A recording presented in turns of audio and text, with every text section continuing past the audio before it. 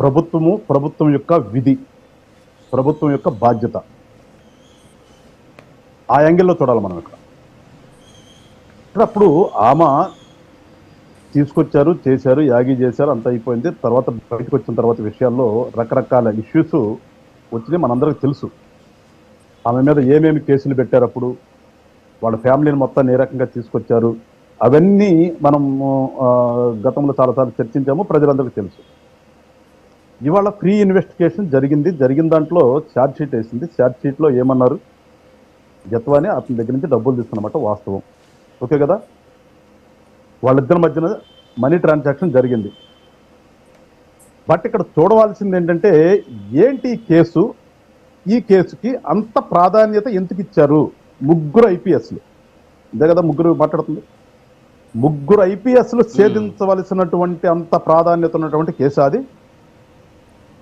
వాళ్ళ ప్రకారం ఇవాళ సిఐడి రిపోర్ట్ ఇచ్చిన దాని ప్రకారమే మాట్లాడదాం మనం. ఏదైతే ఛార్జ్ షీట్ వేసిందో ఆ ఛార్జ్ షీట్కి అనుగుణంగానే మాట్లాడదాం మనం.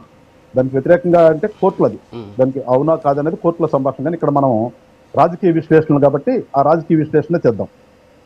ఇప్పుడు ఆమె ఒక సెలబ్రిటీ, ఆమెతో ఎవరైతే అప్పుడు కంప్లైంట్ ఇచ్చాడో ఆ కంప్లైంట్ ఇచ్చినటువంటి వ్యక్తికి ఆమెకి ఉన్నటువంటి సాన్నిహిత్యం ఏంటి, ఆ సాన్నిహిత్యం ఏంటి అనేది వాళ్ళకి తెలియాలి.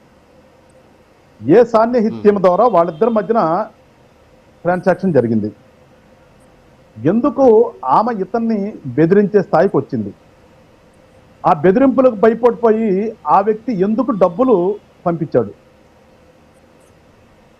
సో అక్కడ చూస్తే ఆ యాంగిల్లో చూసినప్పుడు మనకేమనిపిస్తుంది, సో ఇద్దరి మధ్యన ఏదో ఉంది, ఉండబట్టే ఇతను డబ్బులు ఇచ్చాడు, అది జరిగింది. జరిగిన తర్వాత అతను ఇచ్చినటువంటి రిపోర్ట్ ఏంటి, సిఐడి దాన్ని మర్చిపోయిందేమో నాకు అర్థం కావట్లేదు. ఇవాళ ఏమేదో ఇక్కడికి వచ్చి బలవంతంగా వాళ్ళ చేత ఏదో రిజిస్ట్రేషన్ చెప్తున్నాను కదా, కొంచెం గుర్తొస్తుంది నాకు. ఇంకా చాలా రోజులు అయింది, నేను కూడా పెద్ద రాత్రి మనాలు చెప్పినా కానీ దాని గురించి ఎంక్వైరీ చేయలే. మీకు ఏమైనా గుర్తుంటే తర్వాత మీరు చెప్పండి రాజు గారు.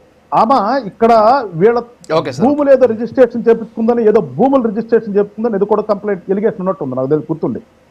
ఆమె ఇక్కడికి వచ్చి ఇక్కడ ఏదో దొంగ రిజిస్ట్రేషన్ చెప్తారు, ఏదో సంథింగ్ ఉన్నాయి. ఇవన్నీ వీటిని ఆధారంగానే ఆ రోజున ముగ్గురు కేసులు అత్యుత్సాహంగా వెళ్ళారు.